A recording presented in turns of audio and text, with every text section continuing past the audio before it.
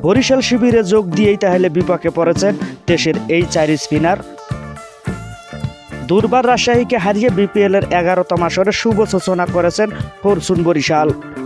এবারের বিপিএল এ কাগজে কলমে সবচেয়ে শক্তিশালী দল তারা। জাতীয় দলের এক তারকা ক্রিকেটার দলে থাকা মিনি জাতীয় দল খেতাব পেয়েছেন বর্তমান চ্যাম্পিয়নরা।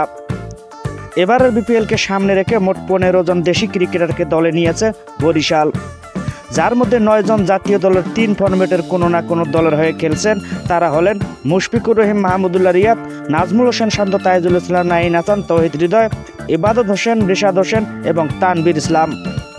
এছাড়া দলটির অধিনায়ক হিসেবে রয়েছেন দেশসেরা ওপেনার তামিম ইকবাল। সেরা দল গড়লেও বরিশালের নাম লিখিয়ে বিপাকে পড়েছেন তাইজুল ইসলাম, রিশাদ হোসেন ও তানভীর ইসলাম।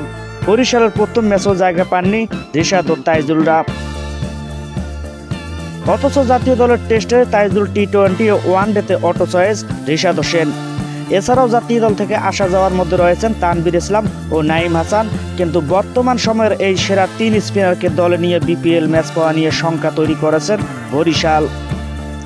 এবারের বিপিএলে এক ম্যাচে 2টি দেশি স্পিনার নিয়ে একাদশ গড়া সম্ভব না বললেই চলে, কারণ স্পিনারদের স্বর্গ নামে পরিচিত মিরপুরে উইকেটে ব্যাপক পরিবর্তন এনেছে পিসিবি। অনুষ্ঠিত হওয়া 4 ম্যাচে বড় পুঁজি পেয়েছে দলগুলো। এছাড়া সিলেট এবং চট্টগ্রামও 2 জন দেশি স্পিনার খেলানো অসম্ভব বরিশালের জন্য, যার মূল কারণ মোহাম্মদ নবী স্পিন অলরাউন্ডার হিসেবে বরিশালের একাদশে নিয়মিত জায়গা পাবেন এই আফগান ক্রিকেটার। তাই একাদশে 2টি স্পিনার হয়ে যাচ্ছে। আর পেস ইউনিটে রয়েছেন কাইল মায়ার্স, শাহিন আফ্রিদি, ফাহিম আশরাফ, ইবাদত হোসেন এবং রিপন মণ্ডল। প্রেশার কমিয়ে যদি 2 জন দেশি স্পিনারকেও যদি সুযোগ দেন তামিম ইকবাল, তবুও 2 জন স্পিনার বেঞ্চে বসে থাকবেন। কিন্তু 4 জন্য বাংলাদেশ ক্রিকেটে ভবিষ্যতে লিড দেওয়ার ক্ষমতা রয়েছে। তাদের বিপিএল ম্যাচ না পাওয়ার অনেক হতাশার।